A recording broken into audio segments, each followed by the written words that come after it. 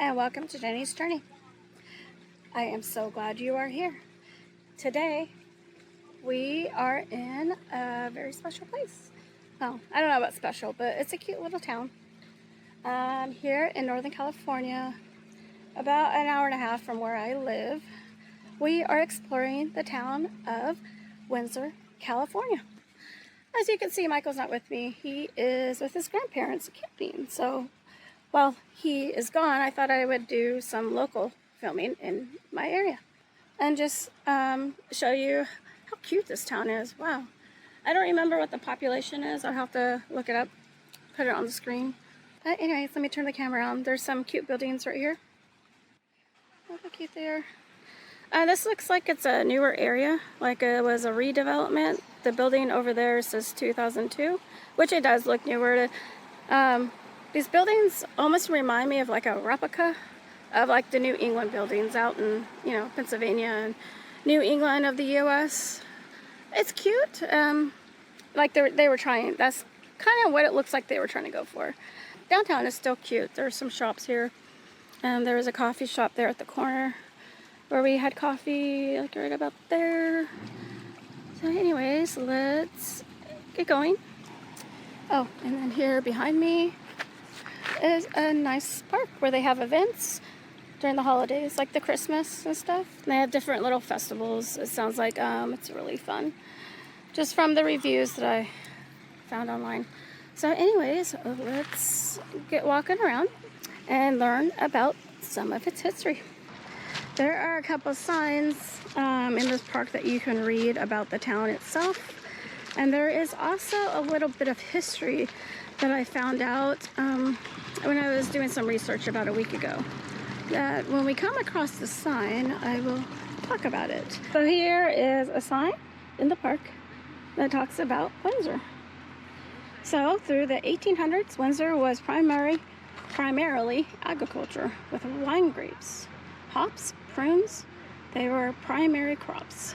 Once Highway 101 was complete in 1962, the town's population began to grow. So here it is. So it was incorporated on July 1st, 1992. Oh, it was incorporated. But I know it's been around longer than that. Okay. Nice. Oh, the green town. Oh, look, this is the town logo is an ancient oak tree located in the Esposi Park Oak Preserve. I know I butchered that. Let's see, what kind of oak is it? Oh, California live. Oh, there's a bug in there. Live oak. Nice. Okay, so here is historic events from the 20th century. Fred Wiseman's plane is on display at the Smithsonian Museum in Washington, D.C. It was the first California-built airplane and flew the world's first airmail. Oh, nice. Okay. Okay, a bicycle mechanic and aviation pioneer, Fred Wiseman, his aviator partner, John Peters. Oh, they lived in Windsor in 1910. It is here that they built the very first airplane in California. Really? Oh, interesting. And taught themselves to fly it on the Laughlin Ranch near present-day Shiloh Road and the railroad tracks. So, February 18th, 1911, Wiseman transported 2 letters to Santa Rosa. Postman H.L. Tripp. From Petaluma, Postmaster John Olmsted. When those letters were delivered, Fred Wiseman flew into record books as the pilot who carried the first airmail sanctioned by U.S. Postal Authority. So this is what I really want to look at when I was doing research. Windsor, or Camp Windsor. This is what I found out. That Windsor had a German POW camp. So of course, I had to learn about it. And I want to read this plaque. This said, fun fact, several of the POWs returned to settle in Sonoma County after the war. During World War II, a U.S. Army Air Base, now Sonoma County Airport, was built in Windsor, where fighter planes were a familiar sight and sound. In 1943, a German prisoner of war camp was established west of downtown Windsor. Captured German submarine crews and members of the Afrika Korps were brought to the camp. where they worked on farms. Old-timers remember prisoners playing friendly games of soccer, chasing balls over a fence, and returning in the evening after a day in town. The camp closed shortly after the war ended, and now all that remains are the foundations. I do want to go over to that road. It still exists where the camp was. It's called Old Camp Lane, so I just want to drive down it. I couldn't do like a street view on maps, but I was able to do like an aerial view. So I do want to go down that road and just look to see, you know, where this camp was. I thought that was really interesting. Just to clarify a little bit more about that POW camp. It was a different type of camp. It wasn't like the Japanese POW camps where they were, you know, torn away from their homes and families were torn apart. It wasn't like that. They were happy, and the reason is because in the 1940s, when World War II broke out in Germany, Hitler wanted everybody to serve. Well, he forced them to serve, and if they didn't serve, they were shot. So when the American troops came over and captured them, they gave up willingly because it was a war that they didn't want to fight in anyways. And then they shipped them over to the U.S. where they settled the German troops. So there were a lot of camps around the U.S. and this is where they brought them. So that's why it says that they were happy. They were singing songs when they would march into town, and the work that they had them do was in the orchards. So there were some really cool stories that I was reading about that I can elaborate on here in a little bit. But it was a really interesting deep dive and rabbit hole to go into. And there was a documentary from like 10 years ago on YouTube, which told a really good story about that time when the German POW soldiers were here. So I will link that in the description for if you want to check out. I can also pin it in a comment down below if you're interested in digging deeper into let me start over. If you would like to dig deeper into the German POW camps, it was like a really interesting story. I really enjoy learning about this history. Like, I had no idea that there were German POW camps in my area. Well, maybe about an hour and a half from where I live. So this camp was an extension of the Marysville camp, which is over maybe about an hour north of Sacramento or so in California. So anyways, we're going to walk around a little bit in this park. There's another sign over there that talks about some history. I'm gonna go over there and read that sign, and then I think I will cross the street and walk into downtown a little bit. So here's another sign looking into some history in the area. I don't know if I'll read all of it, but this is about early Windsor people, the Southern Pomo. So they lived in parts of Sonoma and Mendocino counties, including here in Windsor, for thousands of years. They call the eastern part of Windsor, oh man, Koikawawi. I am butchering that, so I won't even try again. At Red Wing Field, a reference to the existing of red wing blackbirds in the area. So this talks about their dwellings, and then a calendar and baskets. Okay, so a small pomo bunch grass dwellings. So, gonna walk over to the next sign.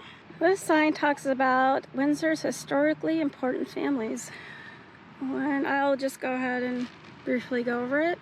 One is Robert Cunningham, his wife Isabella, and daughter Mary Jane. They were early homesteaders here in Windsor. He was a successful farmer who built the first corral. They helped build Windsor's earliest public structures, such as the school and Methodist church. Okay, then you got the Hembry. They arrived here in Windsor in 1860 and were active in Windsor's early commercial development in the late 1880s, following completion of the San Francisco and North Pacific Railroad. And then you got Duvander. Oh, there's a house. That's neat. And then Bell family. Huh. I like these old houses. I hope they're still around. Oh, this, okay, I thought I recognized this building. So this is still here because this is the museum. I was hoping to go there today, but they're closed. They're closed, I believe, was on Monday, Tuesday, and I'm here on Tuesday. So this house is built in 1931, which now houses the Windsor History Museum. Oh, okay, so the Hembry family lived there is what it looks like. Oh, nice. Cool. Okay, well, I think that's gonna be it for the signs. A little history on the town here in Windsor. We are gonna head like that way and go see what downtown looks like. So there's all kinds of shops and restaurants here, from what I can tell so far. Like maybe some little boutiques, looks like. Oh, there's a little lounge area, maybe for a restaurant. It does look like they've have redone this area.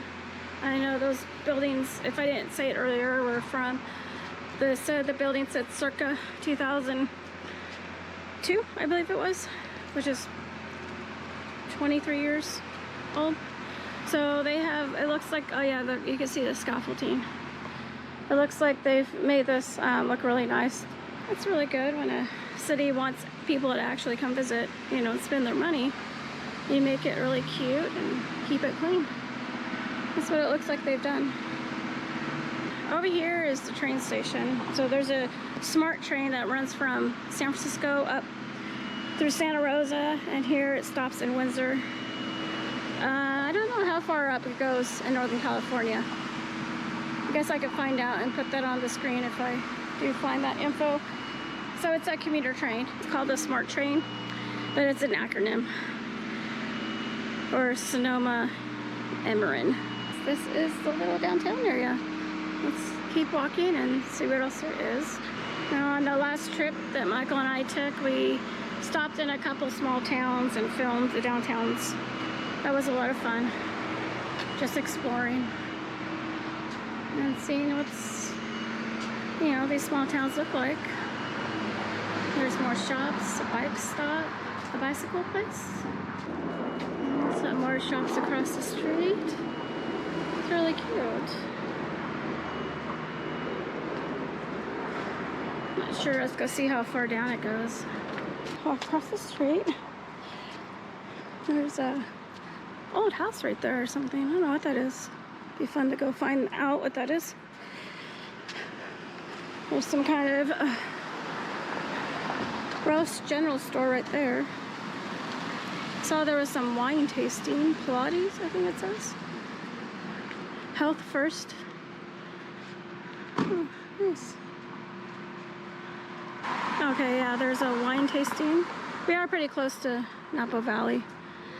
We're about maybe 30 to 45 minutes away. This sign says more shops, so I'm gonna see where that went. Looks like there's a tasting lounge is right here, and they have like an outdoor area. Yeah, it's really cute. Oh, additional parking. Okay, so through here, there's more stores and parking. Oh, it's really nice. There's another shot of downtown Windsor.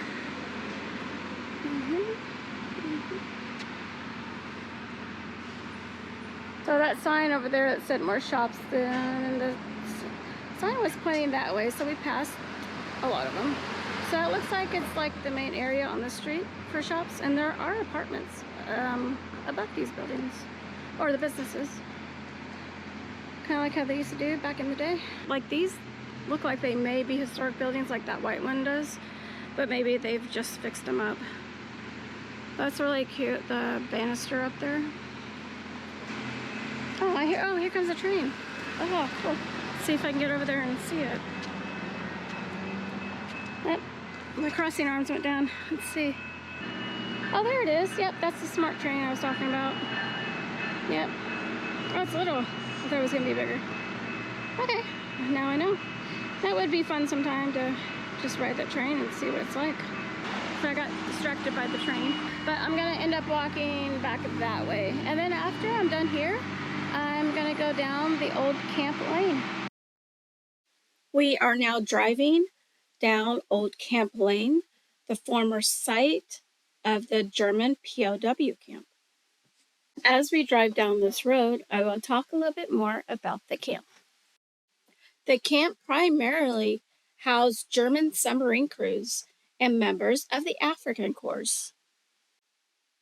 The prisoners were put to work on local farms to help maintain area orchards and vineyards, which were experiencing labor shortages as local men went off to war. The camp was known for its relaxed security and friendly atmosphere. There are stories of prisoners briefly escaping to go into town for a beer or to see the Pacific Ocean, but they were always returning on their own. The relationship between the prisoners, guards, and local residents were generally described as being positive.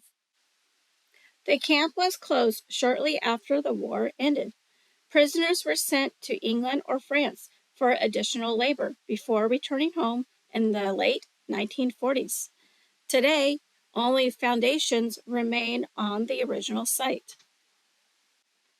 I didn't see any of the foundations or anything else related to the camp, but I'm sure if you were able to get around and, of course, had permission from the homeowners and walk around, I'm sure that you would still find something left over from the campsite.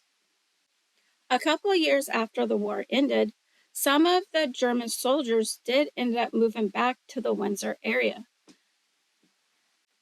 Some of them even married local girls just so they could stay here.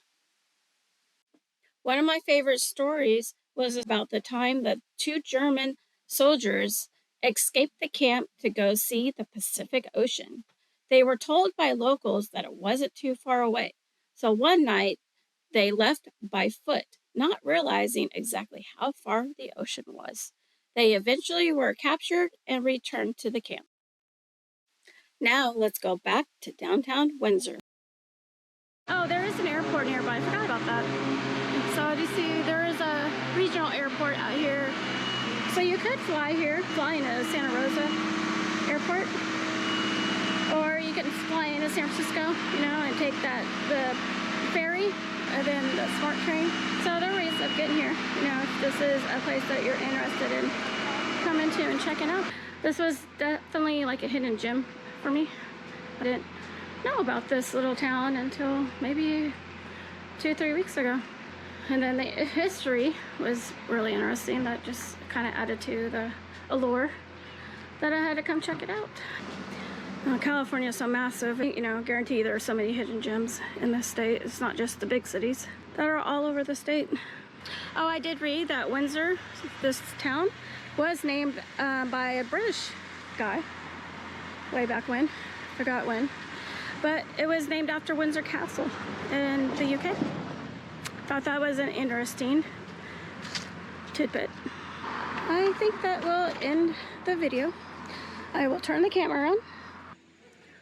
So I'm gonna go ahead and end the video. Let me, oh man, my hair's wet from walking around. Let me know what you thought of Windsor. It was a really beautiful day today, so I really enjoyed walking around this small little town. Hopefully next time Michael will be with me and I won't be alone. So anyways, I just want to thank you so much for coming along with me on this journey, and I will see you in the next one. Bye.